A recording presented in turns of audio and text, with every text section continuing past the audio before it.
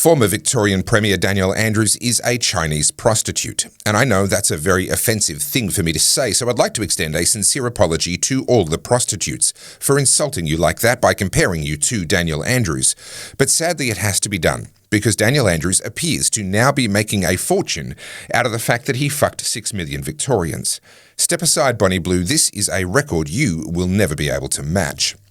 And he is perhaps the worst example, but Daniel Andrews leads a harem of Sino suck-ups, including former Prime Minister Kevin Rudd, whose proudest accomplishment seemed to be that he spoke Mandarin, as well as former New South Wales Premier Bob Carr, whose proudest accomplishment seemed to be... Actually, I have no idea what he ever accomplished, but he joined Daniel Andrews at the parade, not to mention our current Prime Minister Anthony Albanese, who we will get to in a moment. And then there's a bunch of current and former Australian Prime Ministers and state premiers who are big fans of China. Andrews received the red carpet treatment at a Chinese victory parade, celebrating the Japanese surrender at the end of World War II. And sure, from the Chinese perspective, that is well worth celebrating. But it's not clear why any former Australian state premiers like Daniel Andrews and Bob Carr needed to be there at all. And it is truly extraordinary that a former premier like Daniel Andrews should get the VIP treatment usually reserved for current presidents and current prime ministers. And this matters because there are some uncomfortable parallels to history, and in particular parallels to the Neville Chamberlain peace in our time naivety, when Neville Chamberlain faced off with Hitler before World War II. And the last thing Australia needs right now is a bunch of useful idiots running around speaking in our name. Now, to be clear, I'm a firm believer in trade with the Chinese and with Russia and North Korea if such a thing were possible. When goods stop crossing national borders, that's when troops soon follow. So we need to keep the trade lines open, and we need to keep diplomatic dialogue and do our best to avoid conflict as far as we can when it's in our national interest to do so. But I don't believe for a second that the sycophantic Sino suck-ups Rudd or Carr or especially Daniel Andrews have anything but their own best interests at heart. Making matters worse, current Prime Minister Anthony Albanese didn't attend this parade, but he isn't just Daniel Andrews' mate. Based on his continued support for Rudd as the ambassador to the US, pissing off our actual most important ally, and based on his lack of condemnation for Daniel Andrews' attendance at this Chinese military victory parade, it's fair to ask if our current Prime Minister is, in fact, birds of a feather with Bob Carr, with Daniel Andrews, and with Kevin Rudd, and whether perhaps our current Prime Minister is keen to suck up to the Chinese also, regardless of whether that's what's best for Australia. My name's Topher Field. This is the Topher Project, and I help busy people like you to keep up with the world as it changes around us, and to make sense of the nonsense that comes from the mainstream media and our politicians. I am 100% viewer supported, so if you'd like to keep the Topher Project going and help me to keep bringing you news and perspective by an Aussie for Aussies, then please buy me a coffee via the button at topherfield.net. And if you like my videos, then you will love my books. They're all about civil disobedience in the modern age. You'll find them, as well as my multi-award-winning DVD and my t-shirts and hoodies, all at goodpeoplebreakbadlaws.com. I've said it before and I'll say it again. Too often these days, politicians view their time as Premier or even as Prime Minister not as the pinnacle of their careers and a privilege to serve, but rather they treat it as a job interview for what they view as their bigger and better future roles with the UN or with other globalist bodies, or perhaps to curry favour for future business dealings. No longer is becoming a head of state a final objective, it is a mere stepping stone, which means that your legacy as that head of state, in the opinion of the people that you served, is no longer your primary concern. Rather, decisions are now being made with one eye on how it will affect their future opportunities post-politics. This isn't unique to heads of state either. The revolving door between politics and lobbying, not to mention the frequency with which former government ministers end up getting well-paid board positions on the boards of the companies they awarded multi-million or multi-billion dollar taxpayer-funded contracts to, is a well-known problem. And it's hard to prove with certainty that it is actually corruption, but it sure has the look of a you scratch our back while you're in government and then we'll scratch your back when you leave type of scheme. And when it comes to public trust, The appearance of corruption is just as corrosive as the reality of corruption. And the same is true of having a former Victorian state premier showing up to a Chinese military parade, all smiles, and weirdly being included in a group family photo made up of current heads of countries, not former heads of states and municipalities. It's weird. He's out of place in this photo. But he's also right at home. Also in attendance at this event were national presidents including Vladimir Putin, Kim Jong-un, as well as the presidents of Iran, Mongolia, Uzbekistan, Belarus, Vietnam, Maldives, Zimbabwe, Indonesia, Serbia, and prime ministers from Pakistan, Malaysia, Nepal, and Slovakia. All of them current heads of countries. And then there was the former state premier Daniel Andrews, who wasn't just there. He was one of the people given an all-smiles red carpet handshake reception, with a one-on-one handshake with Xi Jinping himself. He was included in the headline photograph, the family photo so-called. Albeit I can't help but notice that he's off to one side and up the top, where it would be very easy to make him disappear via Photoshop, Stalin style, in future.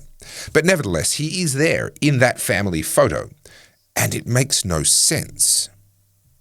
What did Daniel Andrews do to deserve this? And did he do that thing while he was Premier of Victoria? Is he so warmly welcomed in China because he prostituted the state of Victoria to them during his 9 years as Premier? Well, let's look at the evidence and what we know about some of the things that Daniel Andrews got up to in his time as Premier of Victoria, when he was serving the people of Victoria, of course, and not at all feathering his nest in preparation for his life after politics. Of course not. That would be a wild conspiracy theory. Daniel Andrews became Victorian Premier in 2014 and wasted no time in getting over to China, snapping this happy snap in Tiananmen Square in 2015. And we have very little other information about what he got up to on that particular trip. He returned to China again in 2016. Again, we don't know a lot about that particular trip. But in 2017, he returned to China for the third year in a row as Victorian Premier, this time to attend the Belt and Road Forum.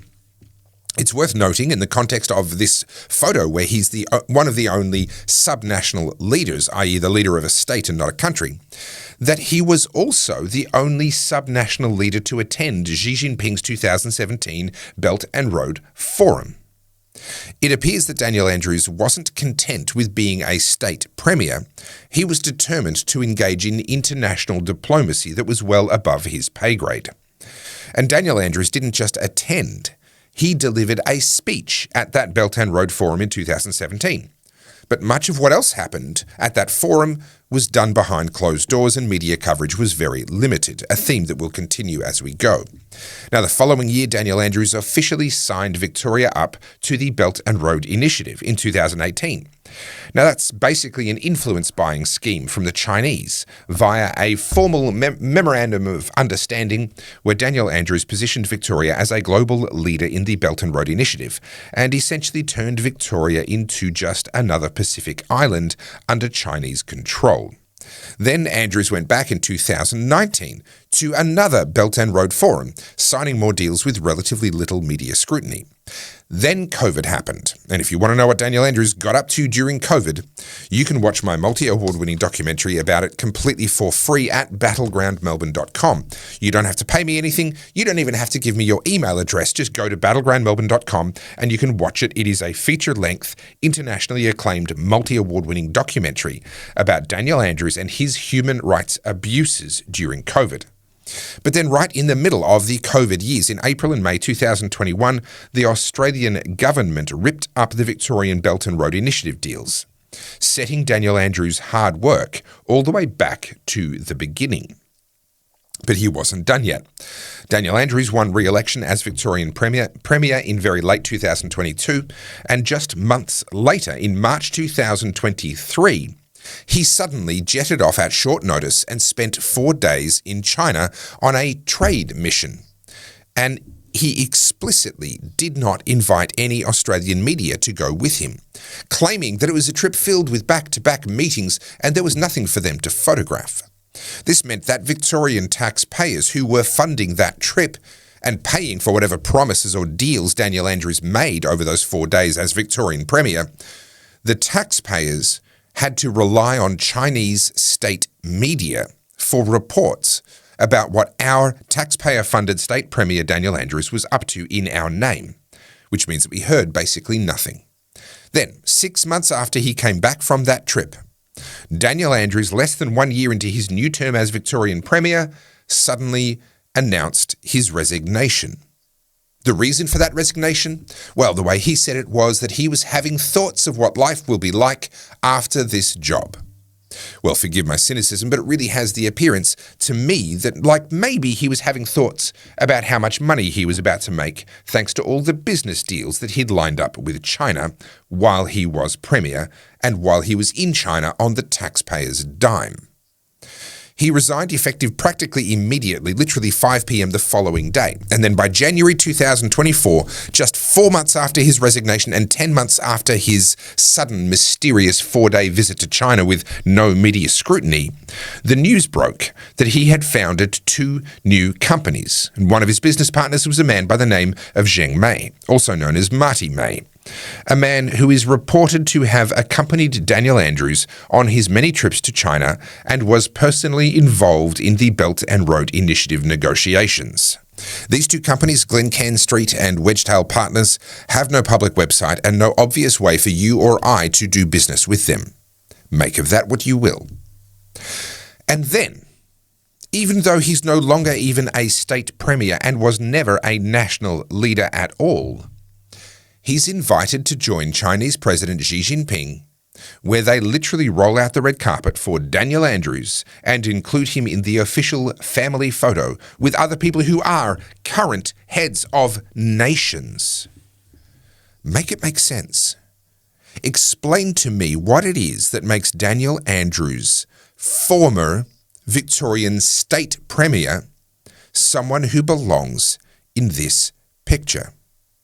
Now, Daniel Andrews defends his Belt and Road deals to this day and defends his latest trip to China by saying that a constructive relationship with China, our largest trading partner, is in the national interest. That hasn't changed. Sure, Dan, but you don't and never did represent the nation. And what has changed is that you no longer even represent Victoria, and all of your Belt and Road deals have been abolished.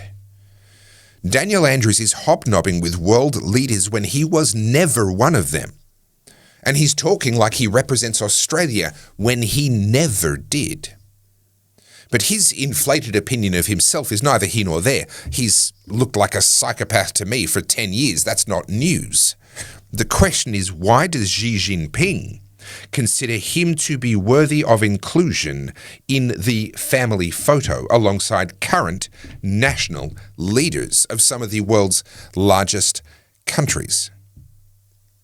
To be fair, there were other former prime ministers and former state premiers from other Western countries also in attendance. For example, there were 2 former New Zealand prime ministers, Helen Clark and John Key.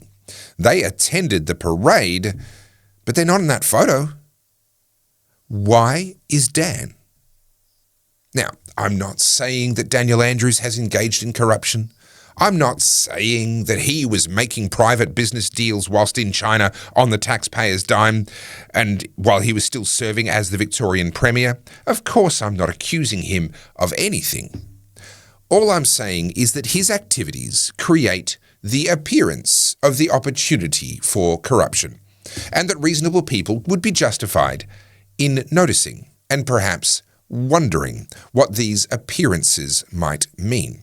Perhaps there is some sort of charitable explanation for it all, but the timeline sure gives the appearance that Daniel Andrews could have used his time and trips to China whilst Premier of Victoria to prepare the way for his own future business dealings following his sudden resignation, and that those business dealings would have to be dealings at the very highest levels of the Chinese government, or else why is he in that photo? Like I said earlier, the appearance of corruption is just as corrosive to public trust as actual corruption is. So if there is indeed a more charitable way to view the available information, I invite Daniel Andrews to come forward publicly and clear the air. Dispel the perception that has been created. But perception or not, why does this matter? Well, it matters because whilst Daniel Andrews may be a particularly striking example of this appearance of corruption, he's not the first and he won't be the last, and it's a matter of public record that Daniel Andrews and current Prime Minister Anthony Albanese are very good mates. They once shared a house together, and Anthony Albanese supported Daniel Andrews despite all of the controversies of his actions during COVID and his relationships with China and the Belt and Road Initiative, and Anthony Albanese has refused to speak out against Daniel Andrews' attendance at this Chinese military parade, despite the fact that Anthony Albanese sent Australia's own ambassador to China away from the event. He wasn't allowed to be present. He was sent 2,000 kilometres away to avoid the event altogether. The Australian ambassador was not permitted to be there, but the Australian Prime Minister doesn't object to Daniel Andrews being in the family photo and seemingly speaking on our behalf. All of this is to say nothing of the human rights abuses of Daniel Andrews during COVID or of the unanswered questions about the Andrews car colliding with Ryan Muellerman, the 15-year-old cyclist who was almost killed in the impact. And none of this stench around Daniel Andrews seems to have deterred the Chinese at all. And why would it? Human rights? What are they? See, the truth is that Daniel Andrews is not out of place in this photo. He's right at home. He's found his tribe, and it's not Australia or Victorians. Now, I'm not sure how we do this, but we have to find a way to stop politicians and indeed senior bureaucrats as well from using their time in office to feather their nests for their next step. We have to get back to a world where becoming a state premier or a prime minister is the pinnacle of someone's professional life and is the thing that they care about the most, that they want to protect their legacy going forward and not simply use it to prepare for their next step.